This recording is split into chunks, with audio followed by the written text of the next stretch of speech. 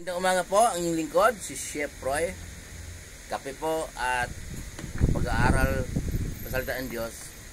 Sa umaga po pinagsasabay ko habang nagkakape. 10 AM po kasi ang pasok ng inyong lingkod.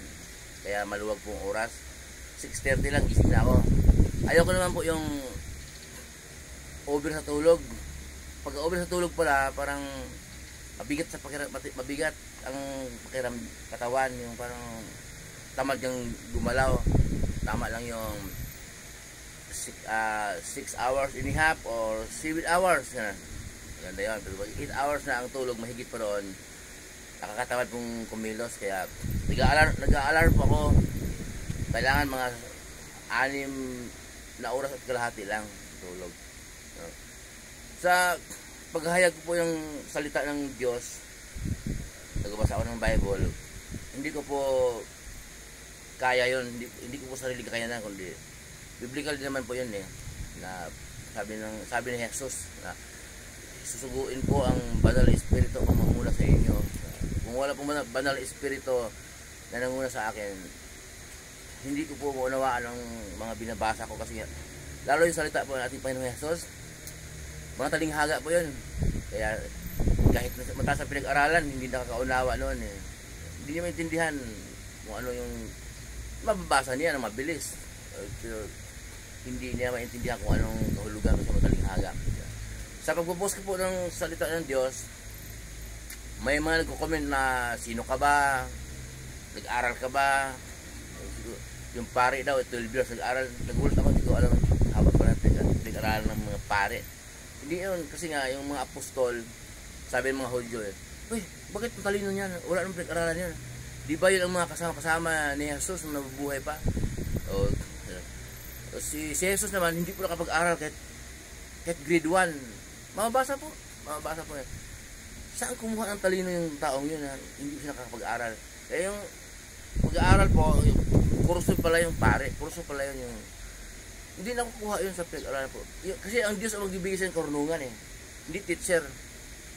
Hindi mga yung college ka, 6 years ka sa college o 4 years ka sa college, ang mga kurso. Hindi ko nakukuha doon. Ang Diyos ang magbibigay sa karunungan. Ngayon, sa pagpupos ng salita, may mga nagko-comment na sino ka ba balang araw? Baka gawin mong negosyo yun. Paano kung gawin negosyo yan chinilas naman, hindi ko mabili. Sige, may muhuna ka rin yan. Magtayo ka ng iglesia, magtayo ka ng kailangan may mga alagad ka dyan na gano'n yun, may mga alagad ka na taga-subay, magbahay-bahay para makuha mo loob mga tao, gaya ng mga pastor na kilalang ngayon na iba nakakulong na nga yung mga lumayaman sila. Hindi darating sa akin yun na paano, pwede ko ba kayo hingian online habang ganyan sa cellphone nyo nakikita hindi po gano'n. Kaya ang ginawa ko po ngayon, hindi lang salita ng Diyos ang pinopost ko. Pinopost ko rin yun, bumili ng pandesal.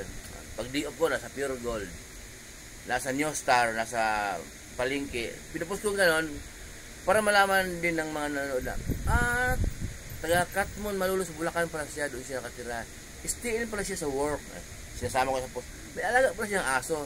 Ayan.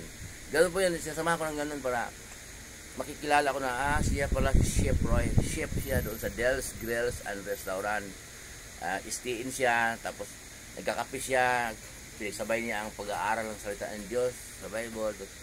Pinagkalooban siya ng Diyos ng karunungan para maunawaan ang salita ng Diyos. Pinupost niya, kaya ko pinupost po naman dahil ang pagpapost ng salita ng Diyos ay pagsamba. Pagsamba po. Kasi mababasa naman natin sa Roma 12:1 na kaya mga kapatid, sabi ni Pablo, sulat ni Pablo, pinamanhik ko sa inyo na alang-alang sa kagandahang loob ng Diyos, ialay ninyo ang inyong sarili bilang handog na buhay. Okay, yun. Ang pagsamba sa Diyos, araw-araw sa lahat ng oras, ito po yung uri ng pagsamba sa Diyos.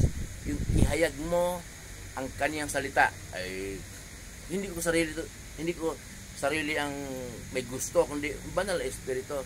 Kasi kung gusto kong ihayag ang salita ng Diyos, na may nangangaral naman na hindi sa Bible po kinukuha niya ang salita niya, mayroon madami nangangaral, wala siyang hawak na Bible, wala siyang binabanggit na verse, basta, oh, mahal kayo ng Diyos. Wala siyang, wala pagsasabi niya, walang verse na binabanggit. Kaya, yung salita niya, hindi po ito mababasa sa Bible. Kasi wala siyang verse na binabanggit. Kaya, yung lingkod may verse na binabanggit. Yun po. Magandang umaga po. Muli, ang yung lingkod, si Chef Roy, pagkapalain po tayo ng Diyos. Bago po tayo umalis sa ating punta, manalangin, unahin ang Diyos.